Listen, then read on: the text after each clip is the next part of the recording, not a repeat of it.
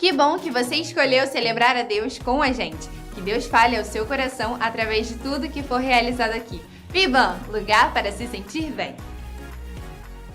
Queridos, nós estamos ensinando novamente, todo início de ano, a gente tem o cuidado de falar sobre como a nossa igreja funciona, o que cremos, e assim a gente vai alinhando a igreja que está chegando com a igreja que já está aqui há pelo menos 6 anos. Então estamos falando sobre as bases que compõem os ministérios da nossa igreja, como é o nosso trabalho ministerial, nosso trabalho teológico, doutrinário, eclesiástico, e nós assim vamos renovando e vamos nos lembrando, aqueles que já sabem, e você que está chegando agora também vai tendo uma noção mais exata de como é que trabalhamos.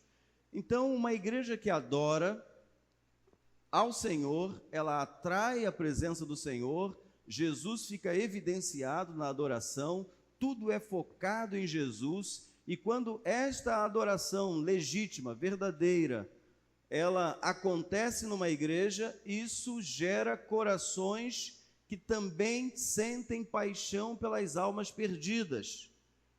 Porque nós não fomos feitos apenas para a adoração, mas também para cumprirmos a nossa missão de vida.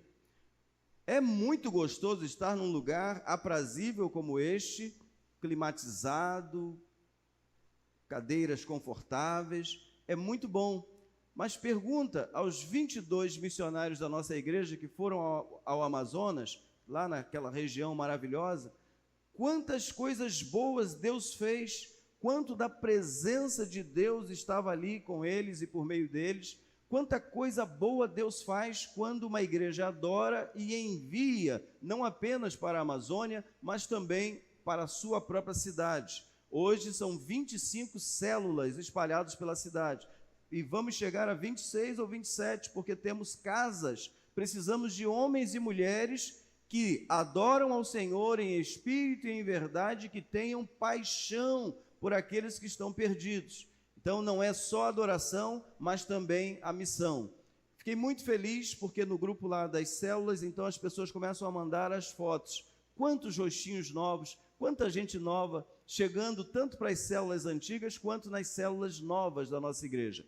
Enche o nosso coração de alegria. Mas uma vez que uma igreja começa a ganhar pessoas para o seu corpo, ou corpo vivo de Cristo, ele começa a crescer, outras estruturas e infraestruturas são necessárias. Por isso, nós vamos ter aqui uma galeria, vamos ter ampliação aqui para o espaço das crianças, vamos ter que ampliar os banheiros. Por quê, pastor? Porque urge. O crescimento é notório, é visível, e por que não dizer, é palpável. Então, uma igreja não vive apenas de adoração, de missão, mas também de infraestrutura para continuar a crescer. E uma igreja que está crescendo, ela precisa aprender a viver em comunhão. Já falamos sobre isso. Precisamos aprender a cuidar uns dos outros, amar uns aos outros. A dor do outro é a sua dor, a conquista do outro é a sua conquista, e você vai aprendendo a conviver com os mais diversos corações e mentes, mas precisamos ter um pensamento comum em Jesus. Eu posso gostar de ficar careca, com cavanhaque, eu posso gostar de ficar com cabelo e cavanhaque, eu posso gostar de barba geral e sem cabelo nenhum. É assim, cabelo encaracolado, com isso, com aquilo, sem aquilo, com trancinha, sem trancinha, isso aí é você, mas na igreja de Cristo, eu e você somos um só. Precisamos aprender a amar todos, a todos, conviver com todos, sentir como todos, e assim a gente vai desenvolvendo adoração, missão, comunhão, infraestrutura, e chegamos então nos ministérios. O que é isso, pastor? Abra sua Bíblia hoje em 1 Coríntios capítulo 12. Depois que uma igreja adora e ela faz missão, ela alcança pessoas, e a comunhão agora é importante para que todos tenham um só pensamento, mas convivendo como igreja de Cristo, o mesmo Espírito Santo que nos salva e nos sela para a vida eterna. Amém? Você está salvo? Levanta a mão aí.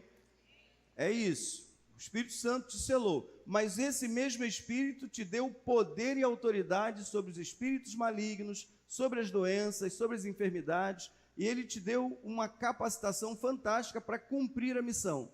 Mas esse mesmo Espírito Santo te deu dons espirituais para que você sirva com qualidade ao seu irmão e sirva também às pessoas lá fora. Notem que uma igreja ela não pode ficar desequilibrada. Só a adoração, só a missão, só a gestão, só a comunhão. Não, uma igreja equilibrada, ela tem todos os seus funcionamentos bíblicos ativos e você vai se encaixar, sem dúvida nenhuma, em alguma área ministerial. Porque se você é cristão, se você já tem o Espírito Santo, há um dom do Senhor sobre a sua vida, há uma habilidade do Senhor sobre a sua vida, há uma paixão de Deus, do Espírito Santo, na sua vida, e você precisa colocar isso para fora. Você precisa servir ao Senhor, servindo aos seus irmãos. Por isso, o apóstolo Paulo disse o seguinte: olha, eu não quero que vocês sejam ignorantes, ou seja, sem nenhum conhecimento,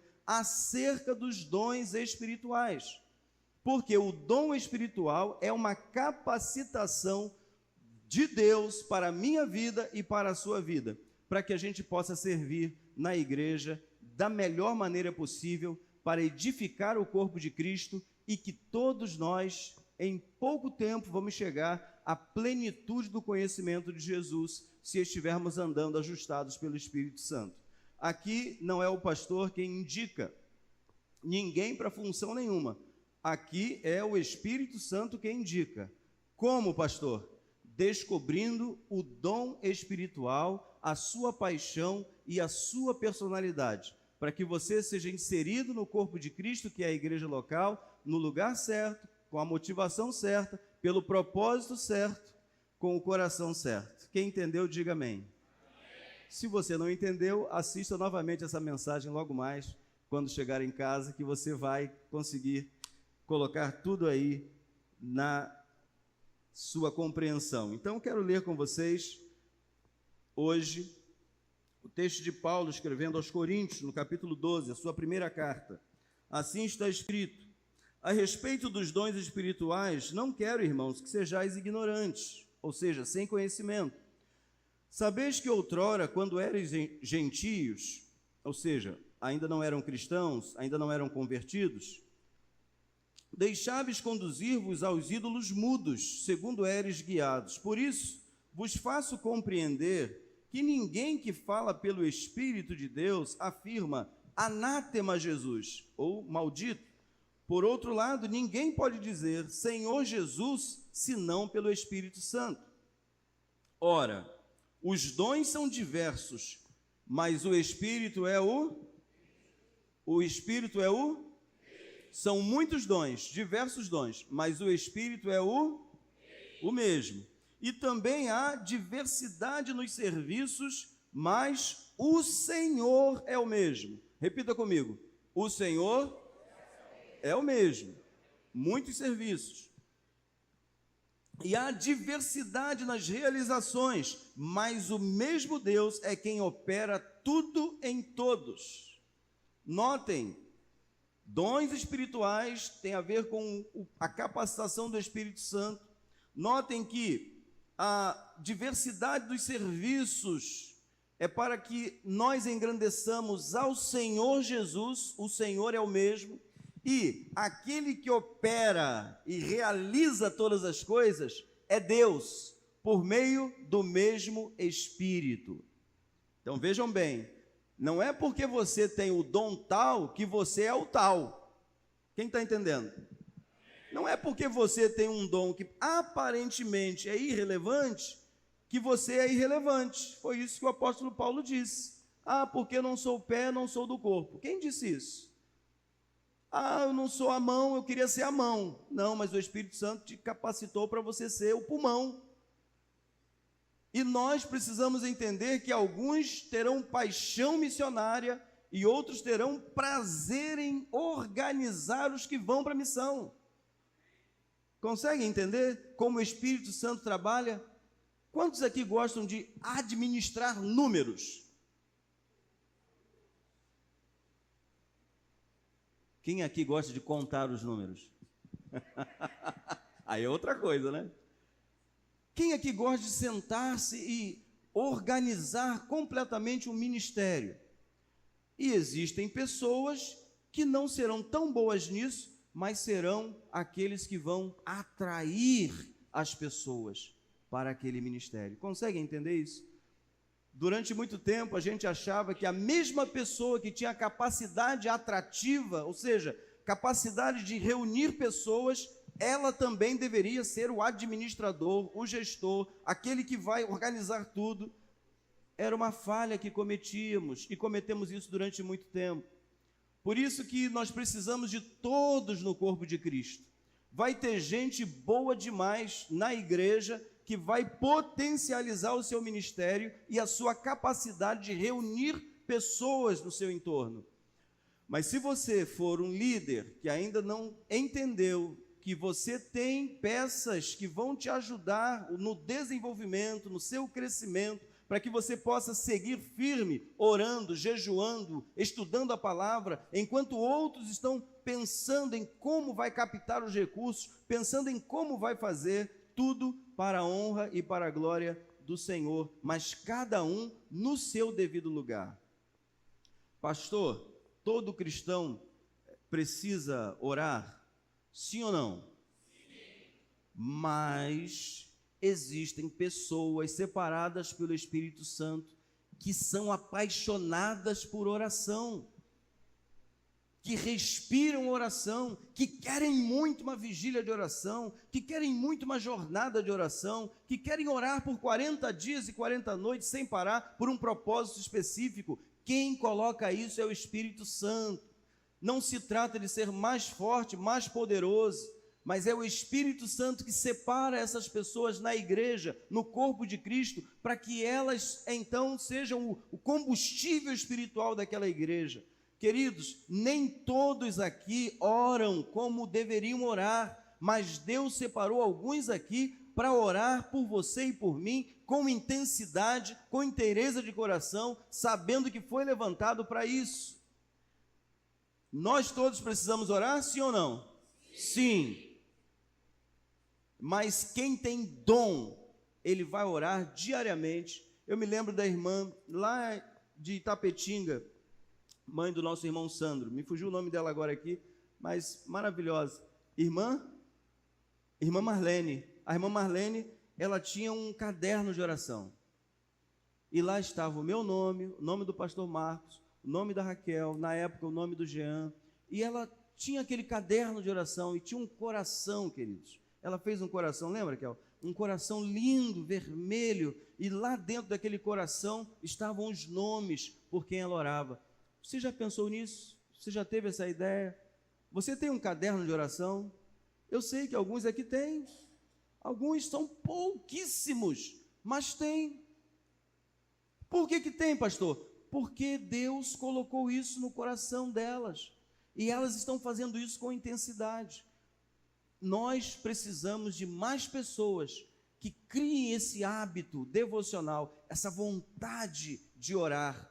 E nós estamos desenvolvendo e treinando e capacitando e orando para que outras pessoas também se despertem para a oração.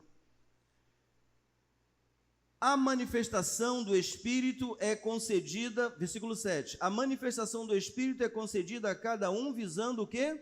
Um fim proveitoso. A manifestação do Espírito Santo é dado a cada um de vocês para um fim proveitoso. Por isso que não tem confusão. Por isso que não tem gritaria, por isso que não tem manifestações exacerbadas de movimentação. Por quê, pastor? Porque é para edificar todos, é para que todos recebam, é para que todos entendam. Então, eu e você, usados pelo Espírito Santo, vamos procurar sempre a edificação do outro, e é assim que o Espírito Santo atua. Versículo 8. Porque a um é dada, mediante o Espírito, a palavra da sabedoria. Sobre tudo isso a gente vai aprender, tá, queridos? O que é a palavra de sabedoria. E a outro, segundo o mesmo Espírito, a palavra do conhecimento. A outro, no mesmo Espírito, a fé. E a outro, no mesmo Espírito, dons de curar. Será que o Espírito Santo hoje não cura mais? Será que acabou o poder do Espírito Santo? O que você acha? Tem um monte de gente achando que hoje não tem mais cura. Não existe mais cura milagrosa. Você tem que aceitar. Não, de fato, quando Deus responde não é aquilo que Ele quer, aceite isso com alegria. A Bíblia diz que você deve agradecer em tudo ao Senhor. Mas você precisa aprender também que existem dentro da igreja, aleluia, dentro da igreja, pessoas com dom espiritual para curar, para orar, para curar pessoas em nome de Jesus. Há outro, operações de milagres. Olha, Paulo coloca numa categoria diferente. Há outros, discernimento, há outro, operações de milagres. Há outro, profecia. Há outro, discernimento de espíritos. Há um, variedade de línguas. E há outro, capacidade para interpretá-las. Mas um só e o mesmo Espírito realiza todas estas coisas, distribuindo-as como lhe apraz a cada um individualmente. Coloca lá para mim o verso 11, que eu acho que você está na versão que eu gosto, mas é que a minha Bíblia aqui, ela não está nessa versão. Coloca o verso 11. Vamos juntos? Todas essas coisas, porém, são realizadas pelo mesmo e único Espírito, e Ele as distribui individualmente a cada um como quer.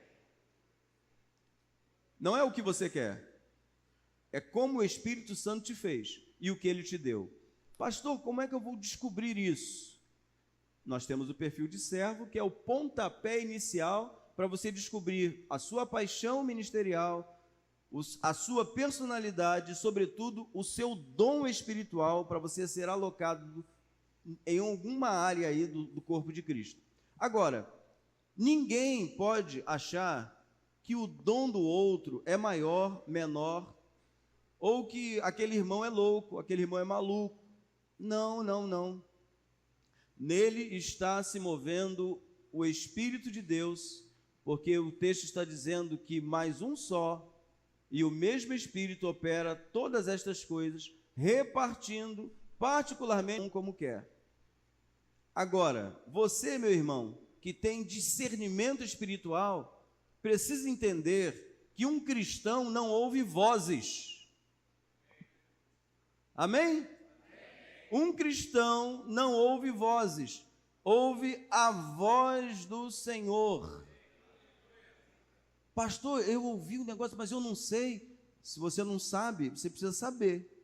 Quem está falando com você é o Senhor, e você não pode ter medo.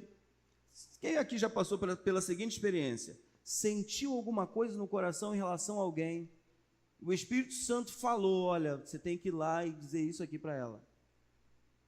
Quem já sentiu essa experiência? Ótimo, muitas pessoas. Agora deixa eu te perguntar, você ficou com medo de ir dizer? Assim, de imediato. Quem ficou? Levantar. Aí, quase todo mundo que levantou.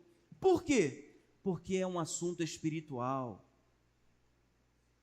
Não é fofoca, não é falatório, não é disse-me-disse. Meu Deus, como é que eu vou falar isso com o pastor? Meu Deus, como é que eu vou falar isso com aquele líder? Meu Deus, como é que eu vou falar isso com o irmão? Que o Espírito Santo me mostrou que ele está indo para um caminho que ele vai morrer, que ele vai se afastar, que ele vai se perder. Como é que eu agora vou me tornar agora um profeta sobre a vida dele? Alguém que vai falar com ele? Queridos, vejam bem, durante muito tempo, nós fizemos dos dons espirituais algo teórico. Sabíamos muito sobre os dons espirituais, mas ao mesmo tempo vedávamos à igreja a manifestação desses dons. Nos tornamos catedráticos profundos nas Escrituras, conhecedores profundos da Bíblia, mas rasos nas experiências espirituais. Por quê? Porque nós entendemos lá atrás que estes dons espirituais, ou que o ensino sobre esses dons espirituais deveria ser algo literalmente teórico, apenas de aprendizado e não de prática, e não de vivência. Quem está com saudade do pastor Mário aí, levanta a mão. Eu também. Ele vai tomar um susto quando chegar aqui. Ele vai tomar um susto. Pastor, o que aconteceu? É igual Moisés, 40 dias fora, né? Que é o tempo que ele vai ficar lá na Amazônia, 40 dias fora. Mas em nome de Jesus, nós vamos viver tudo que o Espírito Santo tem para nós aqui, irmãos. Nós vamos viver tudo. Por isso que nós precisamos amadurecer. A responsabilidade de entregar alguma coisa ao irmão é de quem entrega. E o irmão, pastor, como é que tem que fazer quando receber alguma coisa da parte de Deus? Guarda no coração. Observe se aquilo que a pessoa está falando para você faz sentido. Observe se por onde você está caminhando, você não está com dúvida, e Deus mandou alguém falar com você sobre alguma coisa. Não endureça o seu coração. Em 2013 ou 14, não me recordo bem, Raquel, que é boa de data, até porque é mais nova do que eu, mas uma pessoa, eu acabei de pregar, eu e ela estávamos numa outra igreja lá em Salvador, e ela veio da galeria e falou com a gente: olha, posso entregar uma coisa da parte do Senhor? Eu falei assim: pode entregar. Deus mandou vocês saírem de lá, de onde vocês vieram, e eu não disse durante a pregação de onde eu era, de onde eu vinha, nada disso. E Ele trouxe vocês para cá, para Salvador, está preparando e moldando vocês para fazê-los voltar para o mesmo lugar de onde vocês vieram. Não foi isso, amor? Sim, foi isso. Aí na hora eu falei assim: meu Deus, será que ele sabe que eu vim de Maricá? No nosso coração, dali a gente ia subir o Nordeste, ou quem sabe ir para um outro lugar, mas voltar para Maricá definitivamente não estava nos planos. Mas estava nos planos de quem? De Deus. 3 anos depois, onde é que a gente veio parar? Maricá. Debaixo de muitas revelações do Senhor. Muitas. Tem que ter um dia inteiro para a gente contar o passo a passo de como Deus foi moldando, trabalhando, aperfeiçoando, até que estivéssemos aqui. Então, o Espírito Santo é o mesmo. Ontem, hoje e para sempre. Agora, o nível de espiritualidade de uma igreja se medirá por meio da sua busca, da sua intensidade com a palavra e a oração. E à medida que ela vai adorando e anunciando a palavra, coisas extraordinárias começam a acontecer. E nós precisamos o quê, irmãos? Falamos na quinta-feira. Deus vai fazendo sinais e maravilhas enquanto você vai pregando. Você celebra, você se alegra, você faz um monte de coisa, mas você tem que seguir pregando, não perca o foco. O que aconteceu também com muitas outras igrejas, e nossas irmãs, e também outras denominações evangélicas, se fecharam nos milagres. Tem até dia. Não é assim? Terça-feira, milagre. Terça, quarta, para os olhos. Quinta, para o pé. Queridos, o Espírito Santo pode te usar dentro do ônibus para curar alguém. Não tem dia, não tem horário, não tem local. Você está pregando o Evangelho. Queridos, uma vez, foi assim. Você começa, eu estava falando de Jesus para uma pessoa, eu tenho um problema assim, você pode orar por isso? Sim, posso agora, e Jesus te atende. Ele não disse que estaria comigo e contigo? Estes sinais, quem se lembra aí? Marcos capítulo 16, coloca aí na tela para mim, lá no final. Estes sinais acompanharão os que creem, em meu nome expulsarão demônios. Estes sinais acompanharão, vão seguir a gente, vão vir atrás da gente. À medida que você for evangelizando, pregando o evangelho, respirando oração, querendo mais do Senhor, os sinais do céu vão se revelar por meio da sua vida. E quando você sai crendo nessas coisas, os milagres vão acontecendo. Vejam lá, vamos juntos. Estes sinais acompanharão os que crerem. Em meu nome expulsarão demônios. Falarão novas línguas. Segue aí. Pegarão em serpentes e se beberem algum veneno mortal, não lhes fará mal nenhum. Imporão as mãos sobre os doentes. Por que a gente crê na nossa salvação eterna e não acredita nisso aí como deveríamos crer? Imporão as mãos sobre os doentes e estes ficarão curados. O que é não perder o foco? Estes sinais vão acompanhar a gente, mas não é para a gente ficar parado, contemplando apenas aquele momento de grande manifestação do Espírito Santo curando pessoas. É para seguir em frente. Queridos, a Bíblia diz que Filipe estava pregando em Samaria, Atos capítulo 8. Filipe estava pregando, e a Bíblia vai dizer em um determinado momento, e houve grande alegria naquela cidade. Sabe por quê? Sinais, maravilhas, milagres, coisas extraordinárias Deus fazia por meio da vida de Filipe, o diácono Filipe, Ozorimar e Mauro, e os outros diáconos. Por meio do diácono Filipe, sinais, maravilhas, prodígios eram feitos, e havia grande alegria naquela cidade. Aí o Espírito Santo chega assim: Filipe, sai daí e vai à rua que está deserta. Se sou eu falo assim: Senhor, isso aí está fora de contexto. O negócio está incendiado aqui, o povo está se convertendo, já está sendo batizado, já geral, o Espírito Santo, fogo aqui, uma alegria tremenda. O Senhor me manda sair daqui desse movimento tão gostoso para a estrada que está deserta? Vai lá, desce, sai daí, a estrada está deserta.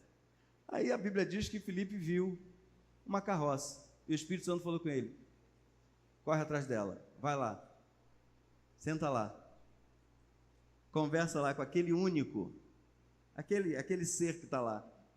Ele chegou lá, encostou na carroça. Diz o texto bíblico que era um mordomo de Candace, que era a rainha dos etíopes. E o diácono Filipe olhou e viu que ele estava lendo o profeta Isaías, na parte em que foi levado para o matadouro, e aquele diácono falou assim: você está entendendo o que você está lendo? Entendes o que lês? Como eu vou entender se ninguém me explicar? Disse o eunuco. A Bíblia diz que a partir daquele texto, Filipe pregou a Jesus, anunciou a Jesus. Num determinado momento, ele disse o seguinte para Filipe: eis aqui água, quem impede que eu seja batizado? Quem se lembra disso? Hoje, eu diria o seguinte para ele: você tem que fazer um curso de 1 mês, com os melhores professores, muito superiores ao Espírito Santo. Espírito Santo o quê? Aqueles professores vão te preparar para ser batizado. Hoje nós falaríamos, a gente fala isso hoje.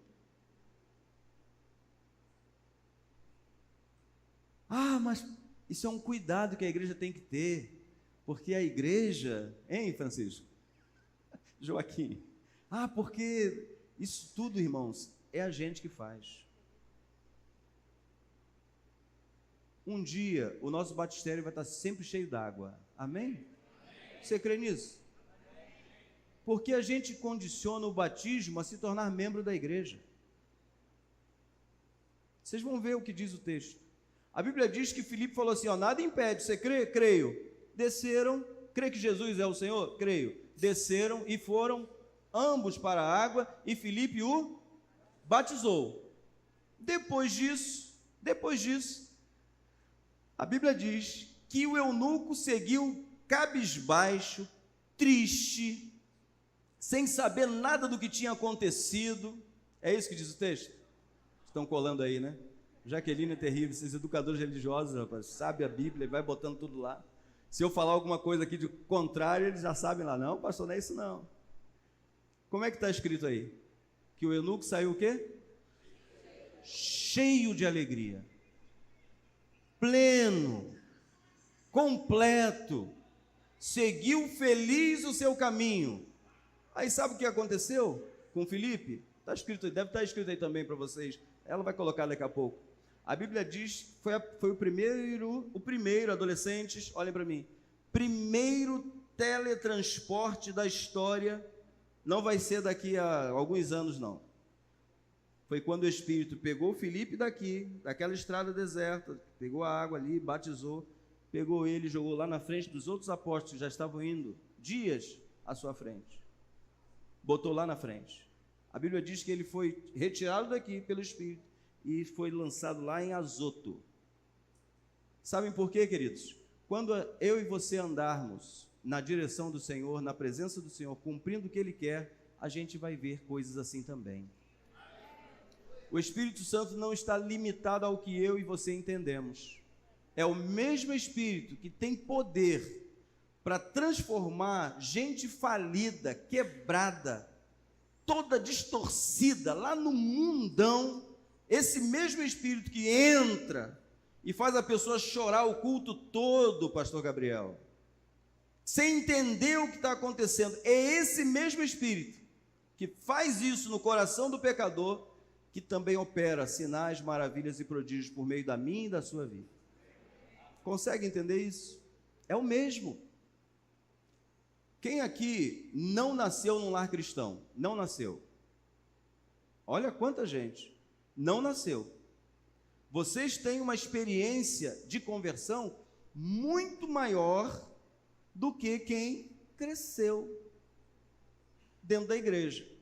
Quem cresce dentro da igreja geralmente se batiza com 10, 11 anos, 8 anos. Os pais que às vezes seguram, né? Não, meu filho, é como se já tivesse garantido. Não, meu filho só vem batizar com 16. É um erro.